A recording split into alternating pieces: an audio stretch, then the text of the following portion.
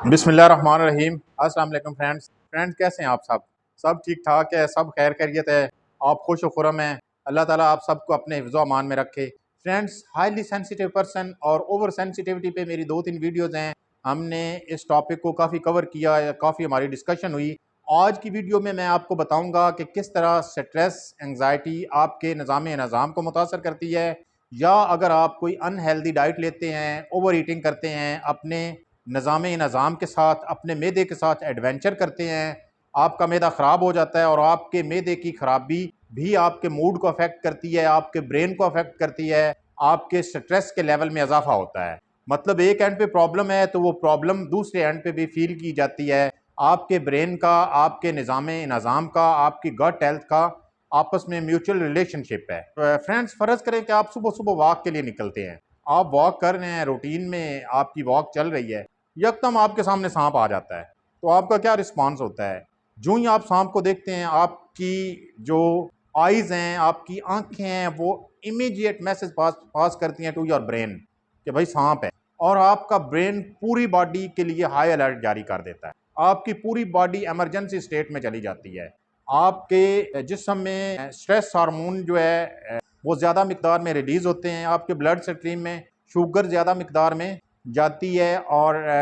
आपके बॉडी की जितनी भी रूटीन की एक्टिविटीज़ होती हैं वो सारी की सारी स्टॉप कर दी जाती हैं और एक स्टेट ऑफ वॉर डिक्लेयर कर दी जाती है। इन दिस स्टेट जो रूटीन की एक्टिविटीज़ हैं वो सारी स्टॉप हो जाती हैं, और आपका जो निज़ाम है वो भी जो रूटीन में फंक्शन कर रहा होता है उस फंक्शन को भी रोक दिया जाता है, और आपके जिस्म में 2-3 गुना ताकत ज़्यादा आ जाती है। आपके जिस्म में ताकत ज़्यादा आने की वजह ये होती है कि आपने चूंकि उस सिचुएशन को रिस्पॉन्स करना होता है। आपके पास दो ऑप्शन होते हैं, या तो आप वहाँ से सांप से बचने के लिए, अपने आप को सिक्योर करने के लिए भागते हैं, या फिर सांप को आप मारने की कोशिश करते हैं। It is up to you. Situation, वक्त और हालात क्या कहते हैं वो आप उसके मुताबिक रिस्पॉन्स करते हैं। जब वो मुसीबत टल जाती है, जब वो सांप का ख़तरा टल जाता है, तो आपकी बॉडी की जो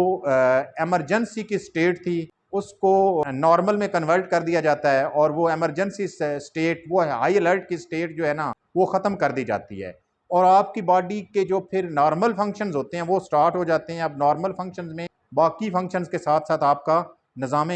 है, आपकी गट हेल्थ है, आपका मैदा है, वो सारे जो हैं वो अपना काम शुरू कर देते हैं, और ये सारा कुछ जो हुआ है ये एक रूटीन की एक्टिविटी है। लेकिन अगर आप परेशानी लेते हैं, अगर आप स्ट्रेस में रहते हैं, आपकी स्ट्रेस क्रॉनिक हो जाती है, आपकी स्ट्रेस लंबे अरसे के लिए हो जाती है, तो फिर आपकी बॉडी हर वक्त इमरजेंसी की स्टेट में रहती है, आपकी बॉडी हर वक्त हाई अलर्ट स्टेट में रहती है। जब इस स्टेट में रहती है तो आपके बॉडी की जो रूटीन की एक्टिविटीज़ हैं वो रुक जाती हैं, आपकी बॉडी के जो रूटीन के फंक्शंस हैं वो अफेक्ट होते हैं,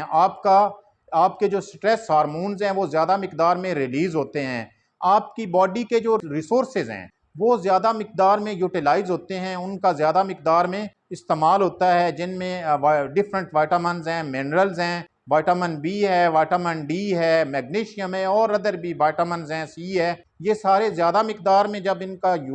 बॉडी यूटिलाइज करती है तो फिर आपके जिस्म में इन विटामिन की कमी हो जाती है, और रिजल्टेंटली फिर ये होता है कि जब इन विटामिन की कमी होती है तो फिर आपके ये वाले रिसोर्सेज जो हैं ये डे बाय डे कम होते चले जाते हैं, और आपके जो गुड बैक्टीरिया हैं, जो आपके पूरे गट हेल्थ, जिनकी वजह से आपकी पूरी वो निज़ाम जो है वो उन पे बेस कर रहा होता है, और बैड बैक्टीरिया जो हैं, गुड बैक्टीरिया कम होना शुरू हो जाते हैं, आपके बैड बैक्टीरिया स्ट्रेस, एंग्जाइटी, परेशानी की वजह से बढ़ना शुरू हो जाते हैं, और आपके मैदे की फंक्शनिंग मुतासर होती है, और आपको इस बात का पता तक नहीं होता है, आपको पता ही नहीं होता है कि मेरे साथ हो क्या रहा है, आपको अवेयरनेस ही नहीं होती। आप मुख्तलिफ दवाइयाँ लेते रहते हैं, मुख्तलिफ सिरप लेते रहते हैं, मुख्तलिफ डॉक्टर्स के पास जाते रहते हैं, वो आपके रूटीन के टेस्ट करते हैं, टेस्ट नॉर्मल आ जाते हैं, और आपको पता नहीं चल रहा होता है। तो ये जो आपकी स्ट्रेस और एंग्जाइटी है ये आपके निज़ाम को बहुत ज़्यादा मुतासर कर रही होती है। आपके विटामिन्स, आपके मिनरल्स,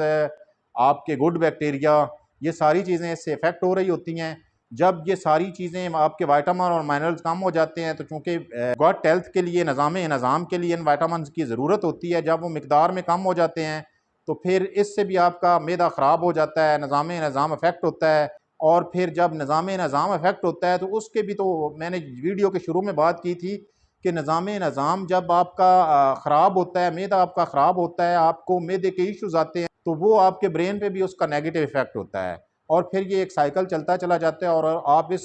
आपकी सिचुएशन जो है वो दिन ब दिन ख़राब से ख़राब तर और ये ख़राब होती चली जाती है। इस सिचुएशन से कैसे निकला जाए? सवाल तो ये है ना।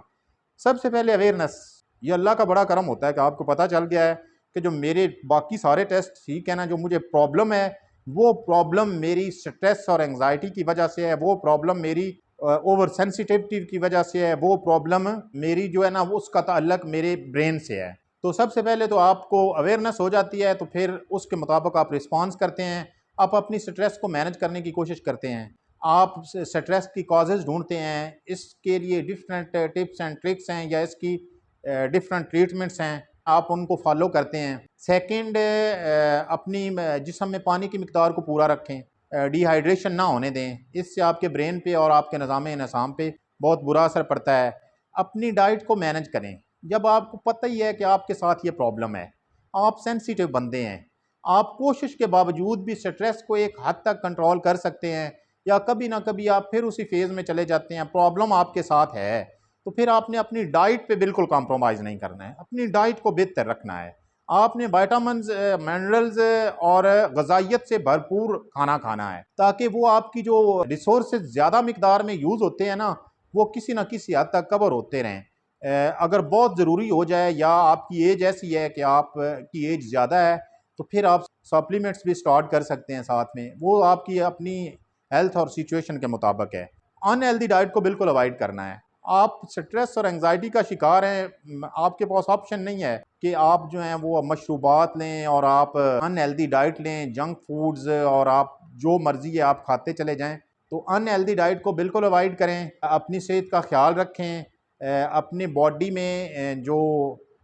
विटामिन्स हैं, जो मिनरल्स हैं, उनका ख़्याल रखें, उनका लेवल ठीक रखें, स्ट्रेस को अवॉइड करें और अगर आप कोशिश करेंगे ना, तो ये सारी चीज़ें किसी न किसी हद तक मैनेज हो जाएँगी और आप की सेहत दिन ब दिन बेहतर होना शुरू हो जाएगी। फ्रेंड्स, अपना बहुत ज़्यादा ख़्याल रखिएगा। अगर आपको मेरी वीडियो पसंद आई है तो लाइक के बटन को प्रेस कर दें। आपको मेरा कंटेंट पसंद आ रहा है तो चैनल को सब्सक्राइब कर लें ताकि मेरा और आपका इंटरेक्शन रह सके। Thank you very much. अल्लाह हाफ़िज़।